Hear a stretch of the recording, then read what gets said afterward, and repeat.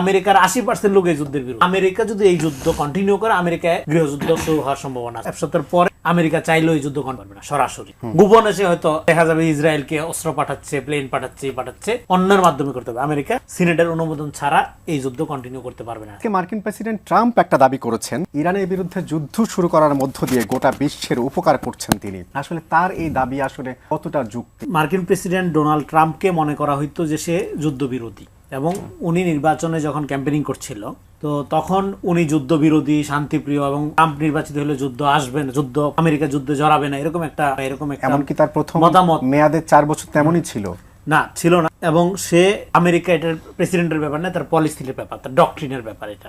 এবং এই মিত্রা ভেঙে গেছে এবং আপনার সে মিত্রা ভেঙে গেছে, এবং এই যুদ্ধে যে সে জড়াইলো, ইরানের সাথে আলোচনা চলতেছিল, সেই আলোচনার মাঝখানে তার যে অ্যাটাক করতে হলো, এই অ্যাটাকটা করছে।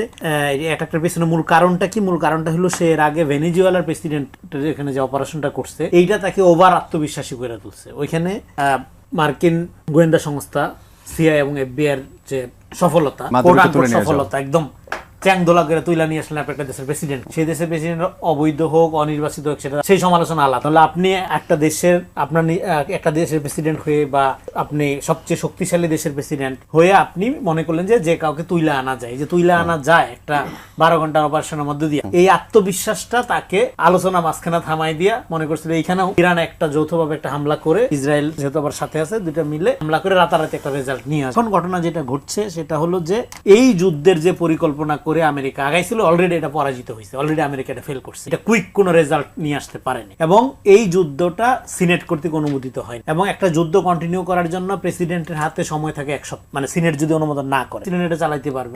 1 সপ্তাহের পরে আমেরিকা চাইলেও এই যুদ্ধ সরাসরি গোপনে সে হয়তো দেখা যাবে ইসরায়েলকে অস্ত্র পাঠাচ্ছে, প্লেন পাঠাচ্ছে, অন্যের মাধ্যমে করতে হবে। আমেরিকা সিনেটের অনুমোদন ছাড়া এই যুদ্ধ কন্টিনিউ করতে পারবে না, ট্রাম্প চাইলো। এখন সিনেটের অনুমোদন হওয়ার সম্ভাবনা 0। কারণ হলো আমেরিকার 80% লোক এই যুদ্ধের বিরুদ্ধে। সিনেট যেটা বলতেছে, ট্রাম্প মজাদার কথাবার্তা বলার জন্য বিখ্যাত, তার কথা সিরিয়াসলি আমার ধারণা তার বউ নেন, ফলে মানুষ নেওয়ার কোনো কারণ। যেখানে সিনেটের অনুমোদন হবে না, আমেরিকার লোকজন 80% লোকের বিরুদ্ধে, এবং এই যুদ্ধ যদি তারপরে কন্টিনিউ করে, ইভেন প্রক্সি আকারও যদি কন্টিনিউ করে, একজন নেভি কর্মকর্তা আমেরিকার বলছে যে আমরা ইসরায়েলের হয়ে কোনো যুদ্ধ করবো, এবং এটার জন্য তারা, আপনারা দেখছেন মিডিয়াতে, হিস্ট্রি তাকে রুম থেকে বের করে দেয়, সেই ভিডিও আপনারা দেখেছেন। ফলে এই যুদ্ধ যদি ট্রাম্প কন্টিনিউ করে, ট্রাম্পের আকাঙ্ক্ষা কি? Regime change. এটা ফেল, রেজিম চেঞ্জ হচ্ছে না।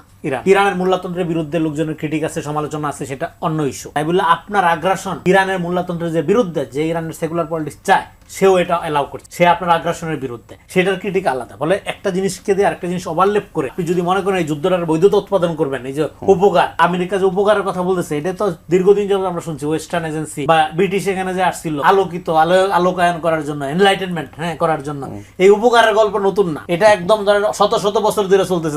তাদের উপকারের হাত থেকে বাঁচার জন্যই লোকজন শাসন চায়, লোকজন স্বাধীনতার সংগ্রাম করে, বিপ্লবী হয়। ফলে এই তাদের যে উপকার করার খায়েশ, এইটা যারা সেকুলার, যারা আমেরিকান চিন্তা ভাবনা বা সো কল্ড ওয়েস্টার্ন লিবারালাইজেশন পছন্দ করে, তারা এটার বিরুদ্ধে। ফলে এখানে শেষ করি এই পয়েন্টটা বলে, তার মানে অলরেডি আমেরিকা ব্যাকফুটে চলে গেছে, এটা কুইক রেজিম চেঞ্জ হয় নাই, কুইক রেজাল্ট আসে নাই। বরং উল্টা যেটা করছে সেটা হলো আমেরিকা যদি এই যুদ্ধ কন্টিনিউ করে, আমেরিকায় গৃহযুদ্ধ শুরু হওয়ার সম্ভাবনা আছে, অন্তত অন্তর্গুন্ধ, অন্তত অস্থিরতা, অন্তত ইন্টারনাল বিক্ষোভ, এটা অচিরেই শুরু হবে আমেরিকা। এটা গেল একটা। আরেকটা হলো যে এখানে যুদ্ধটা শুরু করছে ইসরায়েল, আমেরিকা যুদ্ধটা শেষ করবে।